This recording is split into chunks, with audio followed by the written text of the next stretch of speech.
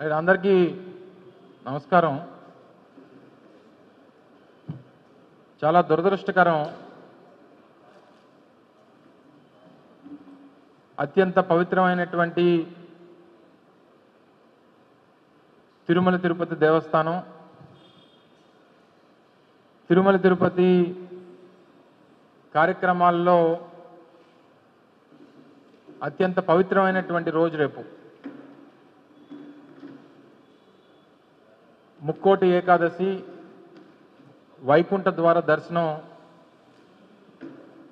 అనేక దశాబ్దాలుగా ఎంతో ఘనంగా తిరుపతిలో జరుపుకుంటున్నటువంటి సందర్భంలో నిన్న జరిగినటువంటి ఘటన, దాదాపు 7 ప్రాణాలు పోయి, ఆ కుటుంబాలన్నీ కూడా నష్టపోయి, ఆ దేవుడి తాలూకా ఆశీర్వాదం కోసం ప్రయత్నం చేసినటువంటి దాంట్లో కనీసం టికెట్లు తీసుకోవాలన్నటువంటి తాపత్రయంతో వచ్చినటువంటి ఆ కుటుంబాలు, వైకుంఠ ద్వార దర్శనం చేసుకోవాలనుకున్నటువంటి ఆ కుటుంబాలు చివరికి వైకుంఠానికి వెళ్ళిపోయినటువంటి పరిస్థితులు నిన్న రాష్ట్ర వ్యాప్తంగా, దేశవ్యాప్తంగా, అలా తిరుమల తిరుపతి దేవస్థానంలోనే ఒక బ్లాక్ డేగా దీన్ని అభివర్ణించాల్సినటువంటి అవసరం ఉంది. గడిచినటువంటి 7 మాసాలుగా తెలుగుదేశం పార్టీ కూటమి ప్రభుత్వం అధికారంలోకి వచ్చిన దగ్గర నుంచి అనేక ప్రభుత్వం తీసుకోవాల్సినటువంటి నిర్ణయాలు లేదా ప్రజలకి అనుకూలంగా తీసుకోవాల్సినటువంటి నిర్ణయాల్లో అన్నీ కూడా ప్రజా వ్యతిరేక కార్యక్రమాలు చేసి, ప్రజా వ్యతిరేక నిర్ణయాలు చేసి, దాని మీద వారికి వస్తున్నటువంటి చెడ్డ పేరుని ఏ రకంగా దాని నుంచి బయటపడాలన్నటువంటి ఉద్దేశంతో అనేక డైవర్షన్ పాలిటిక్స్ చేసుకున్నటువంటి సందర్భంలో గతంలో జూన్, జూలై మాసాల్లో అత్యంత పవిత్రమైనటువంటి తిరుమల తిరుపతి దేవస్థానానికి సంబంధించినటువంటి లడ్డూ విషయంలో ఏ రకంగా రాజకీయంగా దాన్ని వాడుకున్నారు అన్నటువంటిది కూడా మనం చూసాం. చివరికి జరుగుతున్నటువంటి పరిణామాలు, నిన్న జరిగినటువంటి ఘటన, రాష్ట్ర వ్యాప్తంగా కోట్లాది మంది తిరుమల తిరుపతి దేవస్థానానికి సంబంధించినటువంటి ఆ వెంకటేశ్వర స్వామి భక్తులు, అలాగే దేశవ్యాప్తంగా ప్రపంచంలోనే అత్యంత పవిత్రమైనటువంటి హిందూ దేవాలయం తిరుమల తిరుపతి దేవస్థానం. దాదాపు రోజుకి 80,000 నుంచి 1,00,000 మంది భక్తులు దర్శనానికి వచ్చేటువంటి అతి పవిత్రమైనటువంటి దేవాలయం. మరి ముఖ్యంగా ముక్కోటి ఏకాదశి అంటే ఉత్తర ద్వార దర్శనం చేసుకోవాలనేటువంటి తాపత్రయంతో లక్షలాది మంది భక్తులు ఆ రోజు అత్యంత పవిత్రమైనటువంటి దినంగా భావించి వచ్చేటువంటి సందర్భంలో చూసుకోవాల్సినటువంటి, చేయాల్సినటువంటి ఏర్పాట్లు తిరుమల తిరుపతి దేవస్థానం కానీ, రాష్ట్ర ప్రభుత్వం కానీ చేయలేక ఏ రకంగా విఫలమైందో అనేటువంటి దానికి నిన్నటి ఘటన ఒక నిదర్శనం అని చెప్పి సందర్భంగా తెలియజేస్తా ఉన్నా. మీ అందరికీ తెలుసు, అనేక దశాబ్దాలుగా తిరుమల తిరుపతి ముక్కోటి ఏకాదశి వైకుంఠ ద్వార దర్శనం అంటే సహజంగా ఏ రోజైతే ముక్కోటి ఏకాదశి ఉంటుందో ఆ ఒక్కరోజు మాత్రమే అవకాశం ఉండేది. కానీ మా ప్రభుత్వం గతంలో 5 సంవత్సరాలు అధికారంలో ఉన్నప్పుడు ఆ రోజు భక్తుల తాలూకా మనోభావాలకి అనుగుణంగా, ఎందుకంటే ముక్కోటి ఏకాదశి అనగానే దేశవ్యాప్తంగా ఉన్నటువంటి అనేక మంది విఐపీస్ కానీ, లేదా అనేక మంది ఇతరితర రాష్ట్రాల నుంచి వచ్చేటువంటి భక్తులు కానీ పెద్ద ఎత్తున పోటెత్తా ఉన్నారు. ఈ అవకాశం అందరికీ దొరకట్లేదు. ఈ యొక్క సాంప్రదాయాన్ని కనీసం ఒక 10 రోజులన్నా వైకుంఠ ద్వార దర్శనం మనం అవకాశం ఇస్తే కనీసం 10 లక్షల మంది కన్నా మనం ఆ వైకుంఠ ద్వార దర్శనం చేయించుకునేటువంటి దానికి అవకాశం కల్పించేటువంటి వాళ్ళం అవుతామని చెప్పి హిందువుల తాలూకా మనోభావాల్ని, భక్తుల తాలూకా మనోభావాల్ని ఇవన్నీ కూడా పరిగణలో తీసుకొని 10 రోజుల పాటు వైకుంఠ ద్వార దర్శనానికి అవకాశం కల్పించినటువంటి ఘనత గత ప్రభుత్వంలో జగన్మోహన్ రెడ్డి గారి నాయకత్వంలో తీసుకున్నాం.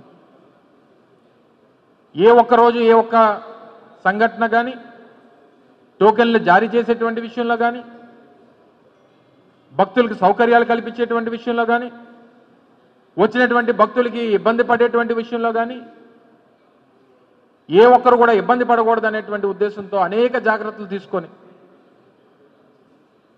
కార్యక్రమాలు చేసినటువంటి సందర్భాలు మీరు చూశారు. కానీ వారు అధికారంలోకి వచ్చి 7 మాసాలు పూర్తయింది. తిరుమల తిరుపతి దేవస్థానాన్ని రాజకీయానికి వాడుకున్నారు. లడ్డూ వ్యవహారాన్ని రాజకీయానికి వాడుకున్నారు.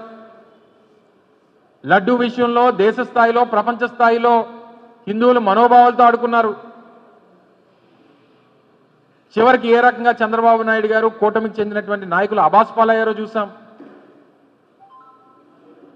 ఈ లడ్డూ ఏదైతే పవిత్రతని మంటగలిపేటువంటి ప్రయత్నం చేశారు. చివరికి ఏ రకంగా వారు దేశవ్యాప్తంగా, ప్రపంచవ్యాప్తంగా అబాస్పాలయ్యారో ఇవన్నీ కూడా మనం గతంలో చూసాం. ఈరోజు జరిగినటువంటి ఘటనకి, ఈ చనిపోయినటువంటి 7 ప్రాణాలకి ఎవరు బాధ్యత? వైఎస్ఆర్ కాంగ్రెస్ పార్టీ ఇది ప్రభుత్వ హత్యలుగానే భావిస్తుంది అనేటువంటి విషయాన్ని ఈ సందర్భంగా మీ ద్వారా ప్రజలకు తెలియజేస్తా ఉన్నాం. ఎందుకు ప్రభుత్వ హత్యలుగా భావిస్తూ ఉందనంటే, ఇది ఎంత పవిత్రమైనటువంటి రోజు, ఈ పవిత్రమైనటువంటి ఈ రోజుకి వచ్చేటువంటి భక్తుల తాకిడిని బేరీజు వేయాల్సినటువంటి అవసరం ప్రభుత్వం మీద ఉంది, అధికారుల మీద ఉంది, టీటీడీ అధికారుల మీద ఉంది, రెవెన్యూ శాఖ స్థానికంగా ఉన్నటువంటి రెవెన్యూ డిపార్ట్మెంట్ కానీ, పోలీస్ డిపార్ట్మెంట్ కానీ, ఇంటెలిజెన్స్ కానీ, ఇదంతా ఏమైపోయింది రాష్ట్ర ప్రభుత్వం అనేటువంటి విషయాన్ని మీ ద్వారా ప్రభుత్వాన్ని అడుగుతా ఉన్నాం. మీది నిర్లక్ష్యమా, లేదా భక్తులు ఏమైపోయినా పర్వాలేదు అనేటువంటి అభిప్రాయమా, లేదా ఇటువంటి ఘటనలు ఎప్పుడన్నా జరిగినా మళ్ళీ జగన్మోహన్ రెడ్డి గారు మీరు తోసేద్దాం అనేటువంటి మీ తాలూకా ఉద్దేశమా? 2 రోజుల క్రితం నేను పత్రికా సమావేశంలో మాట్లాడినప్పుడు కూడా చెప్పడం జరిగింది. ఈ రాష్ట్రంలో ఏదైనా ఇటువంటి ఘటనలు జరిగినా జగన్మోహన్ రెడ్డి గారి మీద తోసేద్దాం, ఏదైనా మంచి జరిగితే మన ఖాతాలో వేసేసుకుందాం, చెడు జరిగితే జగన్మోహన్ రెడ్డి గారి మీద తోసేద్దాం. ఈ రకమైనటువంటి అభిప్రాయంతో గడిచినటువంటి 7 మాసాలుగా ప్రభుత్వాన్ని నడుపుతా ఉన్నారు. ఆ టీటీడీ అనేటువంటి ఆ పవిత్రతని, ఇంతమంది ఇన్ని లక్షల మంది భక్తులు వస్తారనేటువంటి అంచనా అనేటువంటిది ప్రతి సంవత్సరం ఉంటుంది. దాన్ని ఎందుకు మీరు అంచనా వేయలేకపోయారు? ఎందుకు కావాల్సినటువంటి కట్టుదిట్టమైనటువంటి ఏర్పాట్లు చేయలేకపోయారు? వచ్చినటువంటి భక్తులకి ఎందుకు ఆ సౌకర్యాలు కల్పించలేకపోయారు? దీనిలో నిర్లక్ష్యం ఎవరిది? ప్రభుత్వాన్ని నడిపేటువంటి ముఖ్యమంత్రిదా, లేదా టీటీడీని హెడ్ చేసేటువంటి చైర్మన్దా,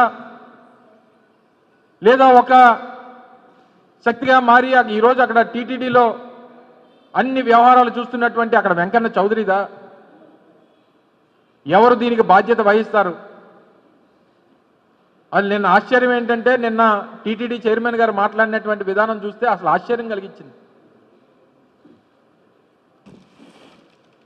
ఆయన రావడమే చైర్మన్గా వచ్చి రాజకీయపరమైనటువంటి ఉపన్యాసాలు, రాజకీయ ప్రసంగాలు, జగన్మోహన్ రెడ్డి గారి మీద నోటుకొచ్చినటువంటి మాటలు మాట్లాడినటువంటి చైర్మన్ గారు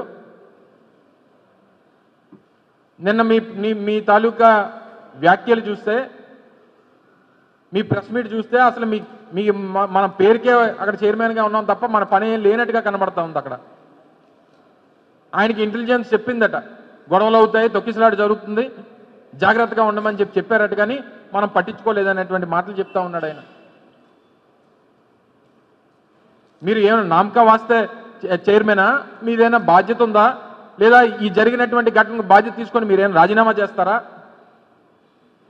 లేదా ఈ ఘటన జరిగినటువంటి దానికి కారకుడైనటువంటి ఆ జేఈఓ ఎవరైతే ఈ వెంకన్న చౌదరి, చంద్రబాబు నాయుడు ఏదన్నా ఉంటే నేను చంద్రబాబు నాయుడు గారితోనే మాట్లాడుతాను తప్ప నేను ఎవరితో మాట్లాడాల్సినటువంటి పని లేదని మాట్లాడుతున్నటువంటి ఆ వెంకన్న చౌదరి గారిదా? ఎవరు దీనికి బాధ్యత తీసుకుంటారు? ఈరోజు చనిపోయినటువంటి 7గురిలో 5గురు ఉమ్మడి విశాఖపట్నం జిల్లాకు చెందినటువంటి వారు 5గురు చనిపోయారు. ఇదే మద్దిలిపాలెంకి సంబంధించి విశాఖపట్నం నగరంలో 4గురు, నర్సీపట్నంలో 1, 5గురు విశాఖపట్నం ఉమ్మడి విశాఖపట్నం జిల్లాకు చెందినటువంటి 5గురు భక్తులు నిన్న జరిగినటువంటి ఘటనలో చనిపోయారు. మరో 4గురు పరిస్థితి విషమంగా ఉందని చెప్తా ఉన్నారు. ఈ జరిగినటువంటి ఘటనకి బాధ్యతలు ఎవరు తీసుకుంటారు? ప్రజలు కానీ వైఎస్ఆర్ కాంగ్రెస్ పార్టీ కానీ ఇది ముమ్మాటికి వైఎస్ఆర్ కాంగ్రెస్ పార్టీ డిమాండ్ చేస్తూ ఉంది. ఇది ముమ్మాటికి ప్రభుత్వం తాలూకా హత్యలు, చంద్రబాబు నాయుడు గారు చేసినటువంటి హత్యలు గతంలో ఎప్పుడు కూడా టీటీడీలో ఇటువంటి ఘటనలే లేవు. ఇక్కడ నాకు తెలిసి ఇక్కడ ఉన్నటువంటి వారు ఎవరం కూడా గతంలో ఎప్పుడు వినుండం, చూసుండం, ఎరుగుండం. తిరుమల తిరుపతి దేవస్థానం ఆ పవిత్రత, వచ్చేటువంటి భక్తుల తాకిడి, రోజు రోజుకు పెరుగుతున్నటువంటి భక్తుల తాలూకా సంఖ్య, ఇప్పుడున్నటువంటి పరిస్థితులు, ఇప్పుడున్నటువంటి టెక్నాలజీ, ఇప్పుడున్నటువంటి ఫెసిలిటీస్, ఇవన్నీ కూడా అవకాశం ఉండి కూడా మీరు ఫెసిలిటేట్ చేయకపోతే వాళ్ళు మీరు ఏం చేస్తున్నట్టు? ఎవరి కోసం పనిచేస్తున్నట్టు? అసలు ఈ వెంకన్న చౌదరి అనేటువంటి వ్యక్తి టీటీడీ సేవలో ఉన్నారా, టీడీపీ సేవలో ఉన్నారా అనేటువంటిది అర్థం కావట్లేదు. ఈ వెంకన్న చౌదరి అనేటువంటి ఆయన వెంకన్న బాబు సేవలో ఉన్నాడా, చంద్రబాబు సేవలో ఉన్నాడా అనేటువంటిది అర్థం కావట్లేదు.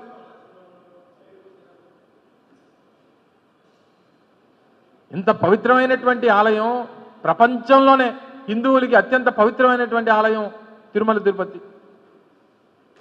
రోజుకి 1,00,000 మంది భక్తులు వచ్చేటువంటి దేవాలయం, అత్యంత పవిత్రమైనటువంటి రోజు. మీకు ఏమీ కానట్టు మీరు పట్టించుకోకుండా ఈరోజు ఎంతమంది ప్రాణాలు పోయాయే. ముఖ్యమంత్రి గారేమో ఆయనేమో అధికారుల మీద ఆయన కోప్పడ్డారనేటువంటిది రాత్రి అంతా కూడా ఏదో టీవీల్లో వాళ్ళకి కావాల్సినటువంటి టీవీ ఛానల్స్లో వారు చూపించుకునేటువంటి ప్రయత్నం చేశారు. అధికారుల మీద కోప్పడ్డారు, లేకపోతే చైర్మన్తో తగుపడ్డారు, చనిపోయినటువంటి వారిని చూసి బాధపడ్డారు. ఇవి కాదు కావాల్సినటువంటివి. దీనికి పూర్తి బాధ్యత ముఖ్యమంత్రిది, ప్రభుత్వానిది, టీటీడీలో పనిచేస్తున్నటువంటి ఆ ప్రముఖ అధికారులది, అలాగే తిరుపతికి సంబంధించినటువంటి ఎస్పీది, కలెక్టర్ది. వీరందరూ కూడా బాధ్యత తీసుకోవాలనేటువంటిది, వీరందరి బాధ్యత అనేటువంటి విషయాన్ని వైఎస్ఆర్ కాంగ్రెస్ పార్టీ డిమాండ్ చేస్తూ ఉంది. చనిపోయినటువంటి ప్రతి కుటుంబానికి ₹1 ప్రభుత్వం తరపు నుంచి సాయం అందించాలని వైఎస్ఆర్ కాంగ్రెస్ పార్టీ డిమాండ్ చేస్తూ ఉంది. ఎవరైతే ప్రాణాల కోసం కొట్టుమిట్టాడుతూ ఉన్నారో, దెబ్బలు తగిలి ఈరోజు హాస్పిటల్స్లో చికిత్స పొందుతూ ఉన్నారో, వారికి ₹20 లక్షల ప్రభుత్వం తరపు నుంచి సాయం చేయాలని చెప్పి వైఎస్ఆర్ కాంగ్రెస్ పార్టీ డిమాండ్ చేస్తూ ఉంది. వీళ్ళకంతా కూడా రోడ్ షోలు నిన్న చూసాం. సొమ్మొకటిది, సోకొకటిది. నిన్న విశాఖపట్నంలో జరిగినటువంటి ప్రారంభోత్సవాలు, సరే ప్రధానమంత్రి గారు వచ్చారు, వెల్ అండ్ గుడ్. మీరు ఈ 7 నెలల్లో 7 మాసాల్లో మీరు మీ హయాంలో సాధించినటువంటి ప్రాజెక్టులకి ఏమైనా శంకుస్థాపన చేశారా? గడిచినటువంటి 7 నెలల్లో మీరు సాధించినటువంటి ప్రాజెక్టులకి ఏమైనా ప్రారంభోత్సవాలు చేశారా? గ్రీన్ హైడ్రోజన్ హబ్ ₹1,80,000 కోట్లు, మొత్తం 2 లక్షల కోట్లు, ₹1,80,000 కోట్లు ఆ గ్రీన్ హైడ్రోజన్ హబ్ ప్రాజెక్టుకి సంబంధించినటువంటి. ఇదే విశాఖపట్నంలో అదే గ్రౌండ్లో మార్చి 3, 4, 2023 గ్లోబల్ ఇన్వెస్ట్మెంట్ సమ్మిట్ ఆ రోజు ముఖ్యమంత్రి గారు జగన్మోహన్ రెడ్డి గారి సమక్షంలో నేను ఇండస్ట్రీస్ మంత్రిగా దేశంలో ఉన్నటువంటి ప్రముఖ పారిశ్రామికవేత్తలు అందరూ కూడా విచ్చేసి ఇదే కేంద్ర ప్రభుత్వ సంస్థ అయినటువంటి ఎన్టీపీసీని ఆ రోజు తీసుకొని వచ్చి ఈ ఎన్టీపీసీ గ్రీన్ హైడ్రోజన్ హబ్కి సంబంధించినటువంటి ఎంఓయూ చేసి అచ్యుతాపురంలో 1,300 ఎకరాలు గతంలో ఒక పవర్ ప్లాంట్ కోసం ఎన్టీపీసీ పవర్ ప్లాంట్ కోసం కేటాయించినటువంటి ఆ భూమిని చేంజ్ ఇన్ ల్యాండ్ యూసేజ్ చేసి గ్రీన్ హైడ్రోజన్ హబ్ ఏర్పాటు చేసేటటువంటి దానికి ప్రభుత్వం ఆ రోజు అనుమతులు ఇచ్చి వైఎస్ఆర్ కాంగ్రెస్ పార్టీ ప్రభుత్వంలో జీవో ఇచ్చి అన్నీ ఇచ్చి ఆ ప్రాజెక్టును తీసుకొచ్చినటువంటి ఘనత జగన్మోహన్ రెడ్డి గారు. Bulk drug park Jaganmohan Reddy గారి హయాంలో తీసుకుని వచ్చాం. ఇదే తెలుగుదేశం పార్టీకి చెందినటువంటి యనమల రామకృష్ణ గారు అసలు ఆ బల్క్ డ్రగ్ పార్క్ ఈ రాష్ట్రంలో పెట్టడానికి వీల్లేదని చెప్పి లేఖ రాశాడు. ఆ బల్క్ డ్రగ్ పార్క్ పెడితే కాలుష్యం వస్తుంది, మా ప్రాంతం నష్టపోతుందని చెప్పి లేఖ రాసినటువంటిది ఈ తెలుగుదేశం పార్టీ. ఈరోజు అది మేము తీసుకొని వచ్చామని చెప్పి డబ్బా కొట్టుకుంటా ఉన్నారు. కృష్ణపట్నంలో ఇండస్ట్రియల్ పార్క్ తీసుకొచ్చింది వైఎస్ఆర్ కాంగ్రెస్ పార్టీ, దానికి డబ్బా కొట్టుకుంటా ఉన్నారు. విశాఖపట్నం రైల్వే జోన్కి భూమి కేటాయించి జనవరి 2వ తారీఖున భూమి కేటాయించింది వైఎస్ఆర్ కాంగ్రెస్ పార్టీ ప్రభుత్వం 2024 జనవరి 2వ తారీఖున. నిన్నంతా చూసాం భజన, ఓ భజన భజన భజన, మోడీ భజన. ఒక్కసారి పాత వీడియోలు తీసి మోడీ గారు చూపిస్తే ఏ రకంగా ఉండేదో ఒకసారి ఆయన కానీ మర్చిపోయాడేమో పాపం. ఇదే చంద్రబాబు నాయుడు గారు మోడీ గురించి ఏం మాట్లాడాడో, ఇదే చంద్రబాబు నాయుడు గారు మోడీ గారిని ఏం తిట్టారో, ఇదే పవన్ కళ్యాణ్ గారు మోడీ గారిని ఏమన్నారో ఒకసారి తీసి అదే వేదిక మీద వీడియోలు వేసి ఉంటుంటే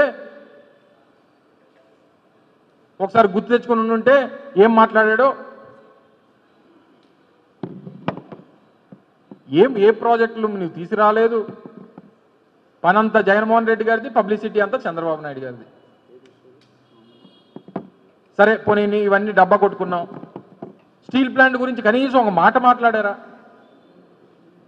విశాఖపట్నం స్టీల్ ప్లాంట్ ప్రైవేటీకరణ ఆపండి, ఇండస్ట్రీ మీద ఆధారపడినటువంటి కుటుంబాలు, లక్షలాది కుటుంబాలు ఈ ప్రాంతం మీద ఉన్నాయి, సొంత గనులు కేటాయించండి, ప్రైవేటీకరణ ఆపండి అనేటువంటి మాట మాట్లాడలేకపోయారే. ఈరోజు స్టీల్ ప్లాంట్ కార్మికుల గురించి పక్కన పెట్టి ఎక్కడో వస్తుందో రాదో తెలియనటువంటి ఇంకో స్టీల్ ప్లాంట్ గురించి, దానికి కావాల్సినటువంటి అవసరాల గురించి దాని గురించి మాట్లాడతారు మీరు వేదిక మీద.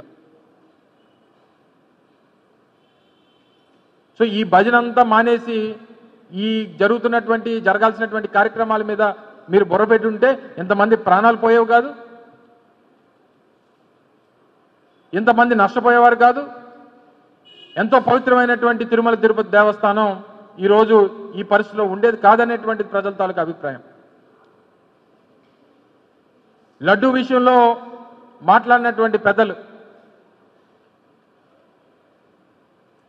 ఏవో దీక్షలు చేశారు, ప్రాయశ్చిత్త దీక్ష, సనాతన ధర్మం.